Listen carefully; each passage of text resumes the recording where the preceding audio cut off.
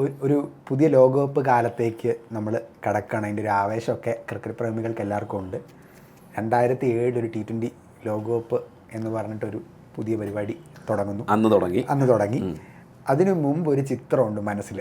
ചിത്രം വേറൊന്നുമല്ല, 2007 ഏകദിന ലോകകപ്പിൽ ഇന്ത്യ പുറത്താവുകയാണ്. അപ്പോൾ പത്രത്തെ ഒരു ഫോട്ടോ ഉണ്ട്, സച്ചിന് സേവാഗൊക്കെ ഞാൻ നഖമൊക്കെ കടിച്ചുകൊണ്ടിരിക്കുന്ന ഒരു ഫോട്ടോ. ഇന്ത്യൻ ക്രിക്കറ്റിൻ്റെ നാശ സമയം എന്നൊക്കെ പറഞ്ഞിട്ട് എല്ലാവരും എഴുതത്തള്ളാൻ തുടങ്ങി. ഇനി ഇന്ത്യയിലെ ക്രിക്കറ്റ് ഇല്ല എന്ന് വരെ പറഞ്ഞു. ക്രിക്കറ്റ് ഇപ്പോൾ ആൾക്കാരുടെ താരങ്ങളുടെയൊക്കെ വീട്ടിൽ തീ വെക്കുന്നു, ഇങ്ങനെ ഒരുപാട് പ്രശ്നങ്ങളൊക്കെ ഉണ്ടാകുന്നു. ഇങ്ങനെ നിൽക്കുന്നൊരു സമയത്ത് ഒരു യൂത്ത് ആയിട്ടുള്ള കുറേയധികം ആൾക്കാരുടെ നേതൃത്വത്തിൽ MS ധോണി ക്യാപ്റ്റനായിട്ടൊരു ടീം പോവുകയാണ് സൗത്ത് ആഫ്രിക്ക. ഇവന്മാർ എവിടം വരെ പോകും എന്നുള്ളതായിരുന്നു അന്നത്തെ ആദ്യത്തെ ഒരു ചോദ്യം എന്ന് പറയുന്നത്. ഇന്ത്യ, പാകിസ്ഥാൻ, സ്കോട്ട്ലൻഡ് ടീമുകൾ ഉൾപ്പെട്ട അവസാന ഗ്രൂപ്പ് ഡിയിലായിരുന്നു ഇന്ത്യ അന്നത്തെ സ്ഥാനം. ഇപ്പോൾ ലോകകപ്പിൽ പോകുന്നു, കൂടിപ്പോയാൽ സ്കോട്ട്ലൻഡിനെതിരെ ജയിക്കുക, അങ്ങനെയൊക്കെ വരെ ആളുകൾ പറഞ്ഞു. പാകിസ്ഥാൻ ക്രിക്കറ്റിന് അന്ന് തകർച്ചയുടെ സമയമാണ്. പാകിസ്ഥാൻ ക്രിക്കറ്റ് ഇന്ത്യയെപ്പോൾ തന്നെ 2007 ഏകദിന ലോകകപ്പിൽ ആദ്യത്തെ റൗണ്ടിൽ പുറത്താകുന്നു. അവരുടെ കോച്ച് മരിക്കുന്നു. ഈ രണ്ട് ടീമുകൾക്ക് നിർണായകമാണ്. പാകിസ്ഥാൻ ഒരു പ്ലസ് പോയിന്റ് കിട്ടി. സ്കോട്ട്ലൻഡിനെതിരെയുള്ള ആദ്യത്തെ മത്സരത്തിൽ അവർ ജയിക്കുന്നു. ഇന്ത്യയുടെ സ്കോട്ട്ലൻഡിനെതിരെയുള്ള മത്സരം മഴ മൂലം റദ്ദായി പോകുന്നു. അതായത് ഇന്ത്യക്ക് പോയിന്റ് ഇല്ല, കിട്ടിയ ഒരു പോയിന്റേ ഉള്ളൂ. പാകിസ്ഥാൻ ഈ പോയിന്റ് ജയിക്കുകയും ചെയ്തു. ഇന്ത്യക്കെതിരെ ജയിച്ചാൽ അവർ ഫസ്റ്റായിട്ട് അടുത്ത കളിയിലും കയറും, അടുത്ത റൗണ്ടിലേക്കും മാർച്ച് ചെയ്യും. ഇന്ത്യക്ക് മസ്റ്റ് വിൻ മാച്ചാണ്. അങ്ങനെ ഒരു സിറ്റുവേഷൻ. ആദ്യം ബാറ്റ് ചെയ്യുന്നു ഇന്ത്യ. ആ ഒരു ഓർമ്മ ഉണ്ടോ അതെ കളിയുടെ? അല്ല, അതിലൊരു നേരത്തെ പറഞ്ഞല്ലോ 2007 ലോകകപ്പുമായിട്ട് ബന്ധപ്പെട്ട് ഈ 2007 ആ ഇന്ത്യ തോറ്റ ആകെ നശിച്ചു പോയൊരു ലോകകപ്പ്, അത് കണ്ട് വിഷമിച്ചൊരു ക്രിക്കറ്റ് ആരാധകനും കൂടിയാണ് ഞാൻ. കാര്യം അന്ന് ആ കളിയിരുന്ന് കണ്ടപ്പോൾ അന്ന് ഇന്ത്യയുടെ ടീമെന്ന് വെച്ചാൽ പിടിച്ചാൽ കിട്ടാത്ത ടീമാണ്. സച്ചിൻ ടെണ്ടുൽക്കർ, സൗരവ് ഗാംഗുലി, രാഹുൽ ദ്രാവിഡ്, റോബിൻ ഉത്തപ്പ, MS ധോണി, എല്ലാവരും വീരേന്ദ്ര സെവാഗ്, യുവരാജ് സിംഗ്, അല്ലേ, എല്ലാവരും വെടിക്കെട്ട്. അതായത് ഒരു ടീമിൽ മൊത്തം അതായത് സ്റ്റാർ പ്ലേയേഴ്സിന്റെ ഒരു ടീം. പക്ഷേ ബംഗ്ലാദേശിനോട് ശ്രീലങ്കയോടും തോൽക്കുന്നു, ബർമയോട് മാത്രമാണ് ജയിക്കുന്നത്. അതിൽ ബംഗ്ലാദേശിനുള്ള തോൽവി അന്ന് ആ കളിയിൽ തമീം ഇക്ബാൽ സഹീർ ഖാനെ ചാടി ഇറങ്ങി ലെഗ് സൈഡിലേക്ക് ഒരു തൂക്ക് വെക്കും. അത് സത്യം പറഞ്ഞാൽ നമ്മളെ കണ്ടുകൊണ്ട് നിന്നുള്ള നെഞ്ചത്താണ് പതിക്കുന്നത് ആ സമയത്ത്.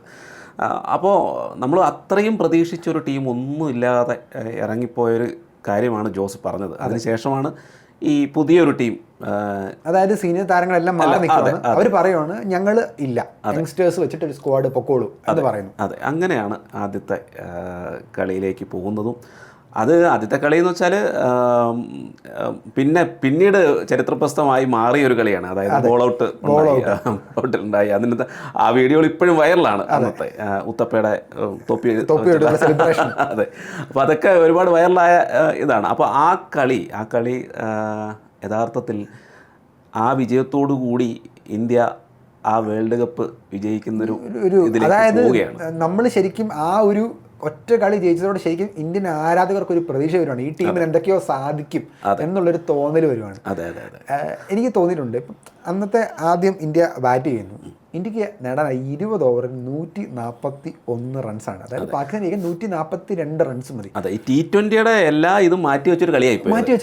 എന്ന് വെച്ചാൽ അത് ഡർബനിലാണ് ഈ മത്സരം നടക്കുന്നത്. ഡർബൻ ഒരു പക്ക ബോളിംഗ് പിച്ചായിരുന്നു. ഇന്ത്യക്ക് വേണ്ടിയിട്ട് അന്നത്തെ ടോപ്പ് സ്കോററായത് റോബിൻ ഉത്തപ്പയാണ്. റോബിൻ ഉത്തപ്പ ശരിക്കും എനിക്ക് തോന്നിയിട്ടുണ്ട് പലപ്പോഴും പലരും അധികം പരാമർശിക്കാത്തൊരു പേരാണ്. പക്ഷേ ആ മത്സരത്തിൽ റോബിൻ ഉത്തപ്പയുടെ ബാറ്റിംഗ് നമുക്ക് ഒരിക്കലും മറക്കാൻ പറ്റില്ല. 39 പന്തിൽ അദ്ദേഹം 50 റൺസ് നേടി. ആ 50 റൺസിന് ശരിക്കും പറയാം ആ ലോകകപ്പിന്റെ വില ഉണ്ടായിരുന്നു എന്ന് എനിക്ക് പലപ്പോഴും തോന്നിയിട്ടുണ്ട്. അതെ, അത് മാത്രമല്ല ആദ്യത്തെ ഓവർ മുഹമ്മദ് ആസിഫിന്റെ മൂന്നാമത്തെ പന്തിൽ ഗൗതം അതെ ക്രീസിൽ നിന്ന് ചാടി ഇറങ്ങി അടിക്കാൻ നോക്കുന്നു. അത് അത്ഭുതകരമായി. സാധാരണ പാകിസ്ഥാൻ ബൗളറൊന്നും ഇതിന് മെനക്കെടാറില്ല. കാര്യം റിട്ടേൺ ക്യാച്ചൊക്കെ പാകിസ്ഥാൻ ബൗളർമാരെ എടുക്കാറില്ല, പൊതുവെ ഞങ്ങൾക്ക് വേണ്ടാന്നുള്ള രീതിയിൽ അത് ശ്രമിക്കാറില്ല. പക്ഷേ ഇത് അത്ഭുതകരമായിട്ട് മുഹമ്മദ് ആസിഫിന്റെ കയ്യിലിരുന്നു. അങ്ങനെയാണ് 0 റണ്ണിന് നമ്മളെ ഒരു വിക്കറ്റ് പോയി. അപ്പോൾ ഈ മുഹമ്മദ് ആസിഫിനെ കൊണ്ട് 4 ഓവറുകൾ എറിയിപ്പിച്ചു. 1, 3, 5, 7 ഈ 4 ഓവറുകളിലും ഓരോരോ വിക്കറ്റ് വീതം പോയി. അപ്പോൾ അങ്ങനെ 4 വിക്കറ്റിന് വളരെ കുറഞ്ഞ സ്കോർ, എത്ര 30യോ അത്രേ ഉള്ളൂ. ആ ഒരു സമയം കൊണ്ട് എനിക്ക് തോന്നുന്നത് ഗംഭീർ അതെ ഗംഭീർ, സേവാഗ്, യുവരാജ്, ദിനേശ് കാർത്തിക് 36-4 എന്ന നിലയിലേക്ക് ഇന്ത്യ ചുരുങ്ങി. അതെ. അതിനുശേഷമാണ് ഒരു ചെറിയ പാർട്ട്ണർഷിപ്പ് വരുന്നത്. അത് ഭയങ്കര, നമുക്ക് ഇപ്പോഴത്തെ കണക്കിൽ നോക്കിയാൽ അതൊന്നും വലിയ പാർട്ട്ണർഷിപ്പ് എന്നൊന്നും പറയാൻ പറ്റത്തില്ല. എങ്കിലും അവിടെ ഒരു ചെറിയ റോബിൻ ഉത്തപ്പ ക്രീസിലേക്ക് വരുന്നു. റോബിൻ ഉത്തപ്പയ്ക്ക് സപ്പോർട്ട് കൊടുക്കുന്നത് Dhoni. First down Robin Uthappa ഇറങ്ങി. അതെ. അതിനുശേഷം ധോണി 31 പന്തിൽ 33 റൺസ്. ഒരു ആങ്കർ റോൾ ആയിരുന്നു. ശരിക്കും ഒരു ഏകദിന ശൈലിയിലുള്ള ഇന്നിങ്സ് എന്നൊക്കെ വേണമെങ്കിൽ വിശേഷിപ്പിക്കാം ഇന്നത്തെ കാലഘട്ടത്തിൽ. പക്ഷേ ധോണി എനിക്ക് തോന്നുന്നു അന്നത്തെ ഒരു T20 ഒരു സ്മാർട്ട് ബ്രെയിൻ എത്രത്തോളം ഉണ്ടെന്ന് ധോണി അന്ന് കാണിച്ചു തന്നു. ഉത്തപ്പ നല്ല ഫോമിലാണ്, എന്നാൽ ഞാൻ സപ്പോർട്ട് കൊടുത്ത് കളിക്കാം. ശരിക്കും ആ സപ്പോർട്ടിനും അതിൻ്റെതായ വാല്യൂ ഉണ്ടായിരുന്നു. തീർച്ചയായിട്ടും ഉത്തപ്പയുടെ അന്നത്തെ ബാറ്റിംഗ് എന്ന് പറഞ്ഞാൽ നമുക്കറിയാം ഉത്തപ്പയുടെ പൊതുവേ ഉള്ളൊരു ക്രീസിൽ നിന്ന് ഇറങ്ങി അടിക്കുന്ന ഒരു ശൈലി ഉണ്ടല്ലോ. ഇന്നത്തെ ഈ അഭിഷേക് ശർമ്മയൊക്കെ അതിൽ നല്ലൊരു വ്യത്യാസമുണ്ട്. ബാക്കിയുള്ളവർ 2 സ്റ്റെപ്പ് ചാടി ഇറങ്ങി അങ്ങനെയൊക്കെ മാറി തിരിച്ച്, പക്ഷേ ഉത്തപ്പ നടന്നിറങ്ങിയാണ് ചെയ്യുന്നത്. ശ്രദ്ധിച്ചിട്ടുണ്ടോ? അത് പുള്ളിയുടെ ഒരു പ്രത്യേകതയാണ്. എപ്പോഴും നടന്നിറങ്ങി ചെയ്യുന്നൊരു അന്ന് തന്നെ 2 സിക്സറുകളോ അതെ അങ്ങനെ ചെയ്തിരുന്നു. അതിനുശേഷം റോബിൻ ഉത്തപ്പ ഔട്ടായി. അതിനുശേഷം എനിക്ക് തോന്നുന്നത് ഇർഫാൻ പത്താൻ നിർണായകമായ കളി കളിച്ചു. ഇർഫാൻ പത്താൻ 2 സിക്സ്, അതായത് 15 പന്തിൽ 20 റൺസ് നേടിയുള്ളൂ. പക്ഷേ അന്നത്തെ മാച്ചിൽ അതും ഒരു ഇമ്പോർട്ടന്റ് നിർണായകമായ. അജിത് അഗാർക്കറുടെ 2 ഫോർ. അജിത് അഗാർക്കർ 14 റൺസ് എടുത്തുള്ളൂ, 2 ബൗണ്ടറി ഉണ്ടായിരുന്നു. എല്ലാം കൂടെ കൂട്ടി 141 റൺസ്. അന്നത്തെ നമ്മൾ ഈവൻ നമ്മുടെ എതിരാളിയാണെങ്കിൽ പോലും സമ്മതിച്ചു കൊടുക്കേണ്ട ഒരു സ്പെല്ലായിരുന്നു മുഹമ്മദ് ആസിഫിന്റെ. 4 ഓവറിൽ 18 റൺസ് വിട്ടുകൊടുത്ത് 4 വിക്കറ്റ്. ഗംഭീര സ്പെല്ലായിരുന്നു. സൊഹൈൽ തൻവീർ നന്നായിട്ട് എറിഞ്ഞു. Sohail Tanveer 4 over 18 runs. അതെ, അഫ്രിഡിയെയും യാസർ അറാഫത്തിനെയാണ് തൂക്കിയിട്ടുള്ളത്, കുറച്ചെങ്കിലും തൂക്കിയത്. പക്ഷേ യാസർ അറാഫത്തിന്റെ അവസാനത്തെ ഓവറിൽ ശ്രീശാന്ത് ഒന്നും ചെയ്തില്ല, ബാറ്റിലൊന്നും കൊണ്ടില്ല. പാകിസ്ഥാൻ 140 ഒരു അന്നത്തെ ഒരു സാഹചര്യത്തിൽ പാകിസ്ഥാൻ പ്രത്യേകിച്ചും സൽമാൻ ഭട്ടും ഇമ്രാൻ നസറും പിന്നെ യൂനിസ് ഖാന്, കമറാൻ അക്മൽ ഉണ്ട്, ഷോയബ് മാലിക് ഉണ്ട്, ഷഹീദ് അഫ്രീദി ഉണ്ട്, മിസ്ബാ ഉൾ ഉണ്ട്. പാകിസ്ഥാന്റെ നല്ല ടീം തന്നെ. അതെ, നല്ല ടീമായിരുന്നു. അവർ സത്യത്തിൽ പെട്ടെന്ന്, കാര്യം ഇന്ത്യക്ക് അങ്ങനെ സ്റ്റാർ ബോളേഴ്സ് ഒന്നുമില്ല. RP സിംഗ് എല്ലാവരും യങ്സ്റ്റേഴ്സ് ആണ്, അന്നത്തെ യങ്സ്റ്റേഴ്സ് ആണ്. പക്ഷേ ആ ഒരു മാച്ച് ശരിക്കും ഇന്ത്യൻ യങ്സ്റ്റർ ബോളേഴ്സിന് പിന്നീട് ഒരുപാട് വർഷക്കാലം ഇന്ത്യൻ ടീമിൽ തുടരാൻ സഹായിച്ച ഒരു വേൾഡ് കപ്പ് ആയിരുന്നു ആ മാച്ച്. എസ്പെഷ്യലി RP സിംഗ്, നമ്മുടെ സ്വന്തം ശ്രീശാന്ത്, അതേപോലെ തന്നെ ഇർഫാൻ പത്താൻ, ഈ 3 പേരും അന്നത്തെ യങ്സ്റ്റേഴ്സാണ്. ഇവരുടെ 3 പേരുടെ സ്പെല്ല് അടിപൊളിയായിരുന്നു. ശ്രീശാന്തിന് കുറച്ച് തല്ലി. പക്ഷെ അത് നമ്മൾ ഇപ്പോഴത്തെ കണക്കിൽ 4 ഓവർ 29 റൺസ്, തല്ലെന്ന് പറയാൻ പറ്റത്തില്ല.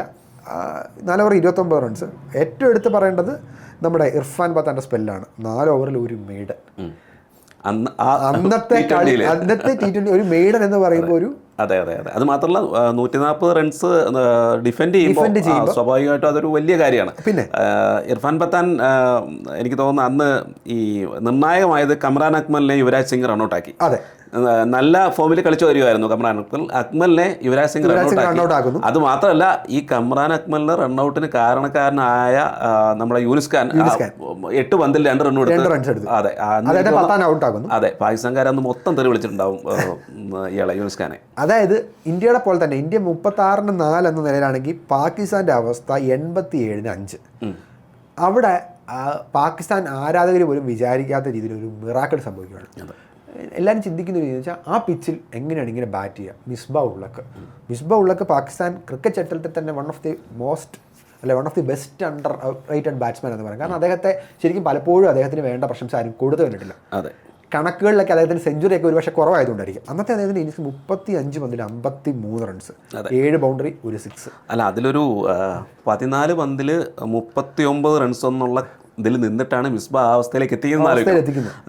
മിസ്ബയുടെ അന്നത്തെ ഒരു ബാറ്റിംഗ്, അതായത് ഒരു ലെഗ് സ്റ്റമ്പ് കഴിഞ്ഞ് 2 സ്റ്റമ്പ് ബാക്കിലോട്ട് മാറി നിന്നിട്ട് ലെഗ് സൈഡിലേക്ക് ഇറങ്ങി നിന്നിട്ടാണ് മിസ്ബ അതെ ആ ഷോട്ടുകൾ കളിക്കുന്നത്. അപ്പോൾ അത് കാണുമ്പോൾ പണ്ട് സലിം മാലിക് ഇതുപോലെ ചെയ്യുമായിരുന്നു. അതായത് ഏറ്റവും അവസാനത്തെ ഓവർ 45 ഓവറുകൾ കഴിയുമ്പോഴത്തേന് സലിം മാലിക് ഉണ്ടെങ്കിൽ അദ്ദേഹം ഇതുപോലെയാണ് ഒരു ലെഗ് സ്റ്റമ്പിൽ നിന്ന് കുറച്ച് 2 സ്റ്റമ്പ് കൂടെ ലെഗ് സൈഡിലേക്ക് മാറി നിന്ന് സ്വല്പം ഒരു റിസ്കി ഗെയിം.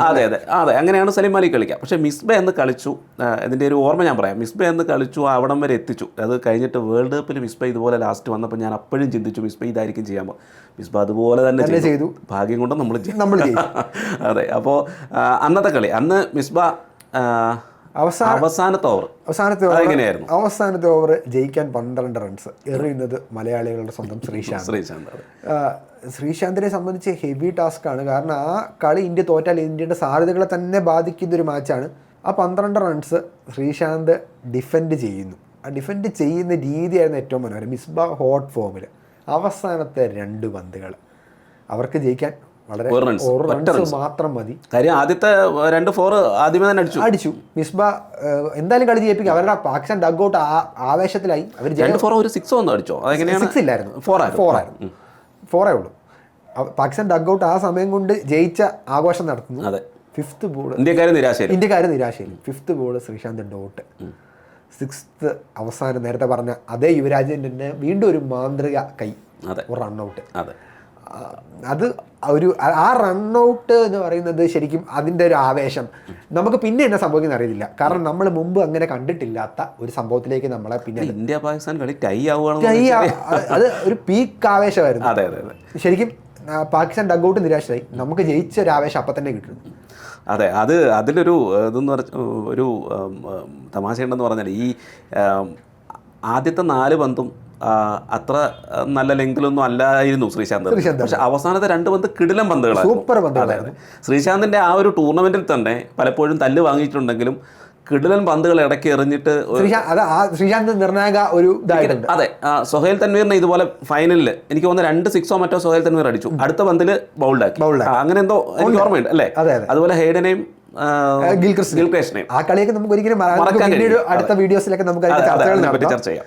അപ്പോൾ ഇത് ടൈ ആയി.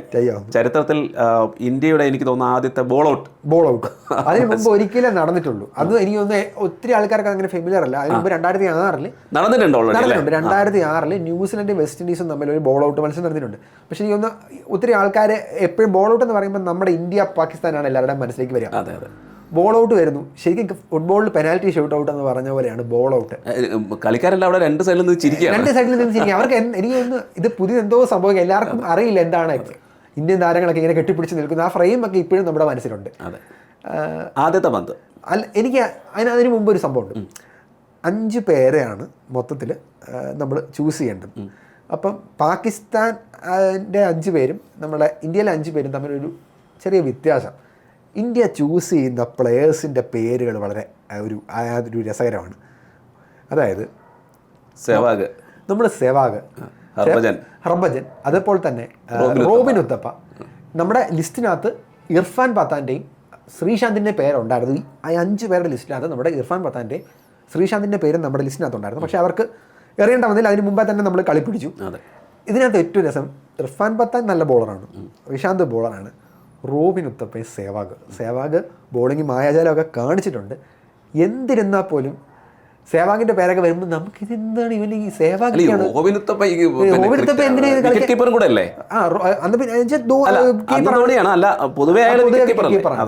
ഇവരൊക്കെ എന്തിനാണ് കളിക്കാൻ ഇറങ്ങുന്നത് എന്നുള്ളൊരു തോന്നൽ നമുക്ക് തോന്നുന്നു. ആദ്യം എറിയാൻ എത്തുന്നു സേവാഗ്. ആ സമയത്ത് ധോനിയുടെ ഒരു സ്റ്റാൻസ് അതിനെ ഓർക്കുന്നുണ്ടോ? ധോനി അവിടെ നിൽക്കുന്ന ഒരു നിൽപ്പ്, ധോനി സ്റ്റമ്പിന് തൊട്ട് പുറകിലായിട്ട് അത്. അപ്പോൾ ശരിക്കും എന്താണ് ധോനി ഇങ്ങനെ അതിനിടയ്ക്ക് അപ്പുറത്ത് കമ്രാൻ അക്മൽ പുറകിലോട്ട് മാറിയാണ് നിൽക്കുന്നത്. പക്ഷെ നമുക്ക് അതിന്റെ വാല്യൂ മനസ്സിലായത് ഇന്ത്യ കളി ജയിച്ചു കഴിഞ്ഞപ്പോൾ. ധോനി എത്രത്തോളം ഇപ്പോൾ ആ വീഡിയോ കാണുമ്പോഴാണ് ശരിക്കും നമ്മൾ ശ്രദ്ധിക്കേണ്ടത് എന്തോരം ബ്രില്യൻ്റ് ആയിട്ടുള്ളൊരു മൂവ് ആയിരുന്നു ധോനി എന്നർത്ഥം. കാരണം ബോളർക്ക് ഒരിക്കലും ബോളറുടെ എന്താ പറയുക അതിന്റെ ഫോക്കസ് വിട്ടുപോകില്ല. ധോനി അങ്ങനെ നിൽക്കുമ്പോഴത്തേക്കും കറക്റ്റ് സ്റ്റമ്പിന്റെ ബാക്കിൽ ഞാനിങ്ങനെ എപ്പോഴും അറിയാം ബെയിൽസ് ഇങ്ങനെ പോകുമ്പോൾ ധോനിയുടെ കണ്ണിൽ കൊള്ളൂ. നമുക്ക് അതൊക്കെയാണ് നമ്മുടെ അല്ല. അതെന്താ ഇത് വെച്ചാൽ സാധാരണ ബൗളർ ഒരു പന്ത് എറിയുമ്പോൾ അവിടെ ബാറ്റ്സ്മാൻ ഉണ്ട്. അപ്പോൾ ബാറ്റ്സ്മാനെയാണ് നോക്കുക, അല്ലല്ലോ സ്വാഭാവികമാണ്. പക്ഷേ ഇത് ബാറ്റ്സ്മാൻ അവിടെ ഇല്ല, സ്റ്റമ്പേ ഉള്ളൂ. പക്ഷേ അതേസമയം വലിയൊരാൾ ബാക്കിൽ നിൽക്കുമ്പോൾ സ്വാഭാവികമായിട്ടും നമ്മുടെ കണ്ണ് അങ്ങനെ ഒരു ചിന്ത നമുക്ക് പോകും. നമ്മൾ ഈ സൈക്കിളൊക്കെ ആദ്യം ചവിട്ടാൻ പഠിക്കുന്ന സമയത്തെ നമ്മൾ ആൾക്കാർ നിൽക്കുമ്പം ചവിട്ടി നേരെ ആളിൻ്റെ അടുത്തോട്ട് പോകുന്നൊരു ഇതുണ്ട്. അത് നമ്മുടെ കാഴ്ച അങ്ങോട്ട് പോകുന്നതുകൊണ്ടാണ്. പഠിച്ചതിന് ശേഷമാണ് നമ്മൾ റോഡിൽ കൂടെ തന്നെ പോകുന്നത്. എൻ്റെ അനുഭവമാണ്, നിങ്ങളറിയില്ല. അപ്പോൾ അങ്ങനെ സംഭവിക്കാറുണ്ട്. പക്ഷേ ഇത് ധോണി സ്റ്റമ്പിന്റെ പിറകിൽ നിന്നു. ആദ്യത്തെ പന്ത് സേവാഗ് അല്ലേ? സേവാഗ് വിക്കറ്റ് തെറിപ്പിച്ചു. അതിൽ ധോനിയുടെ കാര്യം പറയുമ്പോഴത്തേക്കും തീർച്ചയായിട്ടും വിട്ടുപോകാൻ പറ്റാത്ത അദ്ദേഹത്തിൻ്റെ അത് മത്സരത്തിന് ശേഷമുള്ള ഒരു പത്രസമ്മേളനമാണ്. മത്സരസമ്മേളനത്തിൽ അദ്ദേഹം പറഞ്ഞിങ്ങനെയാണ്, ഞാൻ സ്റ്റമ്പിൻ്റെ പുറകിൽ ഇങ്ങനെ മുട്ടുകുത്തി നിൽക്കുന്ന സമയത്ത് ഞാൻ ബോളേഴ്സിനോട് ആവശ്യപ്പെട്ടത് ഇത് മാത്രമാണ്, നിങ്ങൾ എൻ്റെ നേരെ എറിയുക, നിങ്ങളുടെ മുമ്പിലുള്ള ലക്ഷ്യം ഞാനാണ്, സ്റ്റമ്പുകളല്ല. പക്ഷേ ധോനി നിൽക്കുന്നത് സ്റ്റമ്പിന്റെ പുറകിലാണ്. ചുരുക്കി മുട്ടുകുത്തി നിൽക്കുകയാണ്. ചുരുക്കി പറഞ്ഞ സ്റ്റമ്പിനെ കടന്ന് ധോനിയിലേക്ക് എത്തുകയുള്ളൂ. എണീറ്റൊന്നും പോലും ഇല്ല. മുട്ടുകുത്തി നിൽക്കുക. അതെ, അങ്ങനത്തെ ഒരു നമ്മൾ വ്യത്യസ്ത ശൈലി എന്നൊക്കെ പറയുന്നത്. അതെ അതെ അതെ അതെ. അല്ല, അത് പറഞ്ഞത് കറക്റ്റാണ്. കാര്യം ധോണി എഴുന്നേറ്റ് നിന്നിരുന്നെങ്കിൽ ആ ഒരു പൊക്കത്തിൻ്റെ ഒരു പ്രശ്നം ഉണ്ടായിരുന്നു. അപ്പോൾ കറക്റ്റായിട്ട് ധോണി അത് ചെയ്തത് മുട്ടുകുത്തി നിൽക്കുമ്പോൾ സ്വാഭാവികമായിട്ട് സ്റ്റമ്പിൻ്റെ ഏകദേശം ഉയരത്തിലാണ് ഇത് വരിക. അപ്പം എന്നെ അറിയാൻ പറഞ്ഞു. പിന്നെ യൂസ് ചെയ്ത ബോളേഴ്സിനെ കുറിച്ചും അദ്ദേഹം ഒരു പ്രസ്താവനയിൽ പറഞ്ഞു. അതിങ്ങനെയാണ്, അതായത് ഞാൻ യൂസ് ചെയ്ത എൻ്റെ പാർട്ട് ടൈം ബോളേഴ്സ് റോബിൻ ഉത്തപ്പയും വീരേന്ദ്ര സെവാഗും ഒക്കെ വന്നിട്ട് വിക്കറ്റ് കൊള്ളിക്കുമെന്ന് ആരും കരുതുന്നില്ല. വേറൊന്നും കൊണ്ടല്ല, ചിലപ്പം വലിയ ബോളേഴ്സായിട്ടുള്ള ഇനി ഈവൻ ആർ പി സിംഗും അജിത് അഗാർക്കറോ ഒക്കെ ലക്ഷ്യം പഴിച്ചേക്കാം. അത് നമ്മൾ മറ്റേ അഫ്രീദിയുടെ ഒക്കെ കേസിൽ നമ്മൾ കണ്ടതാണ്. അത്തരത്തിലുള്ള റിസ്ക് ഒന്നും ഇല്ല. പാർട്ട് ടൈം ബോളേഴ്സ് നെറ്റ്സിലൊക്കെ പന്തെറിയുന്നതാണ്, എറിയുന്നതാണ്. അപ്പോൾ അവർക്ക് ആ ഒരു എക്സ്പീരിയൻസ് അവിടെ ഉണ്ട്. അതുകൊണ്ടാണ് അവരെ ഇവിടെ യൂസ് ചെയ്ത്. ധോണിയെക്കുറിച്ച് പൊതുവെ പറയുമ്പം അദ്ദേഹത്തിൻ്റെ ഈ ബാറ്റിങ്ങിൽ അദ്ദേഹത്തിൻ്റെ സംഭാവനകളൊക്കെ പലപ്പോഴും കുറവാണ്. T20 അദ്ദേഹത്തിന് വലിയ റെക്കോർഡൊന്നും ഇല്ല എന്നൊക്കെ പറയും. എന്തിനധികം റെക്കോർഡ്? ഞാൻ പറയുന്നില്ല, ഈ ഒരു ക്യാപ്റ്റൻ എന്താണ് ക്രിക്കറ്റിൽ ഒരു ക്യാപ്റ്റൻ്റെ ഇമ്പോർട്ടൻസ് എന്നുള്ളത് ധോണി ആ ഒരൊറ്റ മത്സരത്തിലൂടെ നമുക്ക് കാണിച്ചു തരുവാണ്. അതെ, മാത്രമല്ല ആ മത്സരത്തിലും അത് ആ വേൾഡ് കപ്പോടുകൂടി ധോണി ക്യാപ്റ്റനായി മാറുകയാണ്. ധോണി ക്യാപ്റ്റനായി പിന്നെ എത്രയോ വർഷം ഇന്ത്യൻ ടീമിനെ നയിച്ചു. അതിൻ്റെ ഒരു പ്രധാന ഘടകം 2007 വിജയമാണ്. ആ വിജയം ഇല്ലായിരുന്നുണ്ടെങ്കിൽ ധോണി എന്ന ക്യാപ്റ്റൻ അല്ല, അതിനൊപ്പം തന്നെ ഒരു ഇപ്പോൾ പറഞ്ഞ പോലെ ധോണിയുടെ ഒരു ബ്രില്യൻസ് ആണ്. ബാറ്റ് കൊണ്ട് വലിയ സംഭാവനയൊന്നും ധോണി ചെയ്തിട്ടില്ലെങ്കിലും പക്ഷേ ആ ഒരു വേൾഡ് കപ്പ് ആ ഒരു ജയിക്കുന്നതോടുകൂടി ധോണി പിന്നെ സ്ഥിരമായി ഇന്ത്യയുടെ എല്ലാ ഫോർമാറ്റിലും ക്യാപ്റ്റനായി മാറുകയാണ്. അന്ന് ഈ ടീമിൽ ധോണിയെ ക്യാപ്റ്റൻ ആക്കിയപ്പോൾ ഒരുപാട് പ്രശ്നങ്ങൾ ഉണ്ടായിരുന്നു, ഒരുപാട് മുറിവുറുപ്പുകൾ ഉണ്ടായിരുന്നു, പുറത്തൊരുപാട് ചർച്ചകളുണ്ടായിരുന്നു. കാര്യം ധോണിയാണോ ക്യാപ്റ്റൻ ആകേണ്ടത്, അതോ സീനിയർ ആയിട്ടുള്ള വീരേന്ദ്ര സെവാഗ് ആകണോ, അല്ലെങ്കിൽ അതല്ലായിരുന്നോ ചെയ്യേണ്ടിയിരുന്നത് എന്നുള്ള ഇതൊക്കെ ആശങ്കകളും ഒക്കെ ഉണ്ടായിരുന്നു. പക്ഷേ ഇതെല്ലാം ഈ ആശങ്കകളും എല്ലാം അസ്ഥാനത്താക്കിക്കൊണ്ടാണ് ധോണി ഒരു വലിയൊരു വിജയം വേൾഡ് കപ്പ് സമ്മാനിക്കുന്നത്. നമ്മൾ ശരിക്കും അതിനുശേഷം ഒത്തിരി വേൾഡ് കപ്പ് ജയിച്ചിട്ടുണ്ടെങ്കിലും ആ ഒരു വേൾഡ് കപ്പ് പോലെ എനിക്ക് തോന്നുന്നു ഇന്ത്യൻ ക്രിക്കറ്റിന്റെ തലവര മാറ്റിമറിച്ചത് ആ ഒരു പുതിയ കാലത്തെ. അത് മാത്രമല്ല, സച്ചിൻ, സൗരവ്, ദ്രാവിഡ് ഇവരൊക്കെ കഴിഞ്ഞാലും ആ യുഗം കഴിഞ്ഞാലും ഇന്ത്യൻ ക്രിക്കറ്റിന് വീണ്ടും ഒരു ഇതുണ്ടാകും, അല്ലെങ്കിൽ പുതിയ തലമുറ ഉണ്ടാകുമെന്ന് പ്രതീക്ഷ ഉണ്ടാക്കി തന്നൊരു വിജയമായിരുന്നു അത്. അതിനുശേഷം പാകിസ്ഥാൻ യാസിർ അറാഫത്ത് എന്ന് പറഞ്ഞിട്ടുള്ള അവരുടെ താരമാണ് എറിയുന്നത്. യാസിർ അറാഫത്ത് എനിക്ക് തോന്നുന്നു എന്നാ ഒരു കാര്യം ചെയ്യും, ഞാൻ സ്റ്റമ്പിൽ അക്മലെ ഇതാ പിടിച്ചോന്ന് പറഞ്ഞിട്ട് ഒരു ബോൾ എറിഞ്ഞു കൊടുത്തു. അക്മലിനാണ് കൊടുത്തത്, പുള്ളിക്ക് ലക്ഷ്യം തന്നെ മാറിപ്പോയെന്ന് തോന്നുന്ന രീതിയിലായിരുന്നു. അപ്പൊ ആ സമയത്ത് നമ്മുടെ ഇന്ത്യൻ താരങ്ങളൊക്കെ പതുക്കെ ചിരിച്ചു തുടങ്ങുന്നു. അവരും തിരിക്കുകയാണ്. രണ്ടാമത് എറിയാൻ വരുന്നു സെവാഗ്, അല്ല രണ്ടാമത് ഹർഭജൻ വരുന്നു. ഹർഭജന്റെ സ്വാഭാവികമായിട്ട് ഈസി ആയിട്ട് ഹർഭജൻ പുള്ളി ചെയ്യുന്നു. പിന്നീട് അവരുടെ വരുന്നത് നമ്മുടെ ഉമർ ഗുല്ല് സാധാരണ എറിയുന്ന രീതിയിലേ അല്ല, വളരെ വ്യത്യസ്തമായിട്ടൊക്കെ ഒന്ന് ട്രൈ ചെയ്ത് നോക്കി. ഉമർ ഗുല്ല് നേരെ അക്മലിന് കൊടുത്തു, സ്റ്റമ്പിൽ എറിഞ്ഞില്ല. മൂന്നാമത് റോബിൻ ഉത്തപ്പ എറിയുന്നു. അതിനുശേഷമുള്ള റോബിൻ ഉത്തപ്പയുടെ ആ സെലിബ്രേഷൻ, എനിക്ക് തോന്നുന്നു അദ്ദേഹത്തിൻ്റെ ഒരു ക്രിക്കറ്റിൽ ഒത്തിരി മികച്ച മുഹൂർത്തങ്ങളുണ്ടെങ്കിലും ആ ഒരു സെലിബ്രേഷൻ ഇങ്ങനെ തൊപ്പി താത്തിയിട്ടുള്ളത് 3 സൈഡിലേക്ക് അതാണ് വളരെ. അതിനുശേഷം അവർക്ക് ലാസ്റ്റ് ഷാഹിദ് അഫ്രീദി മികച്ച ബോളറാണ്, പക്ഷേ അഫ്രീദിക്കും ലക്ഷ്യം പറിക്കുന്നത് അദ്ദേഹവും അക്മലിന് തന്നെ. അല്ല, അഫ്രീദിക്ക് ലക്ഷ്യം പഴിക്കുന്ന ഒരു തമാശയുണ്ട്. അഫ്രീദി മറ്റു രണ്ടുപേരും അക്മലിന് നേരെ എറിഞ്ഞു കൊടുത്തു. അഫ്രീദി വിചാരിച്ചു എന്നാൽ അക്മലിന് നേരെ കൊടുക്കുന്നില്ല, ഇപ്പുറത്തെ സൈഡിലേക്ക് എറിയാം. അത് നേരെ വൈഡായിട്ടാണ് പോയത്. പക്ഷേ ഇതിൽ വലിയൊരു തമാശ, ധോണി നിൽക്കുന്നത് കണ്ടിട്ടെങ്കിലും കമ്രാൻ അക്മലിന് ആ ബുദ്ധി കാണിക്കാൻ രണ്ടാമത്തെ പന്തിൽ എറിയാൻ വരും. അതെ, അവർക്ക് എനിക്ക് അത്ര മനസ്സിലാകാനുള്ള ഒരു ഇത് അതല്ല, അതിലൊരു ഇതെന്ന് വെച്ചാൽ അവർ പിന്നെ പറഞ്ഞിരുന്നു, അതായത് ബോൾ ഔട്ട് എങ്ങനെയാണെന്ന് അവർക്ക് അറിയില്ലായിരുന്നു. അതിനെപ്പറ്റി അവർ കൃത്യമായിട്ട് മനസ്സിലാക്കിയത് ടൈ ആയതിനു ശേഷമാണെന്ന് പിന്നീട് ഷോയിബ് മാലിക് പറഞ്ഞിരുന്നു. ക്യാപ്റ്റൻ ആയിരുന്ന ഷോയിബ് മാലിക് പിന്നീട് പറഞ്ഞത്, അതായത് ഈ ടൈ ആയതിനു ശേഷമാണ് ഇങ്ങനെ ഈ ഒരു സംഭവത്തെക്കുറിച്ച് കൂടുതൽ മനസ്സിലാക്കാൻ അവർ ശ്രമിച്ചത്, ബോൾ ഔട്ടിനെ കുറിച്ച്. അതുകൊണ്ട് അവർക്ക് വേണ്ട രീതിയിലുള്ള കാര്യം, അവർ ഫാസ്റ്റ് ബോളേഴ്സിനെയാണ് എനിക്കൊന്ന് ഉമർ ഗുല്ലും യാസർ അറാഫത്തും ഫാസ്റ്റ് ബോളേഴ്സാണ്. അതെ, ഇന്ത്യ ചെയ്ത് എങ്ങനെയെങ്കിലും സ്റ്റമ്പിക്കൊള്ളിക്കാനുള്ള ആൾക്കാർ അല്ലേ?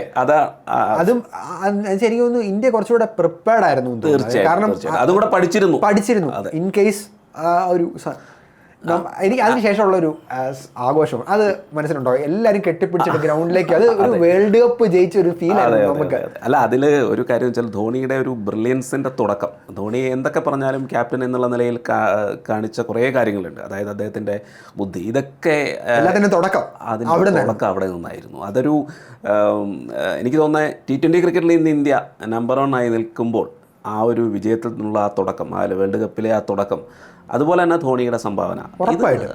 കാരണം നമ്മുടെ ലോകകപ്പിന്റെ കോൺടെസ്റ്റും കൂടി എടുത്തു കഴിഞ്ഞാൽ ഏകദിന ലോകകപ്പ് ഇത്രയും തകർന്നു നിൽക്കുന്ന സമയത്ത് ആ നീളം മുടിക്കാരനെ നമുക്ക് ഒരിക്കലും നമുക്ക് മറക്കാൻ പറ്റത്തില്ല. ആ ഒരു വേൾഡ് കപ്പ് എനിക്ക് തോന്നുന്നു.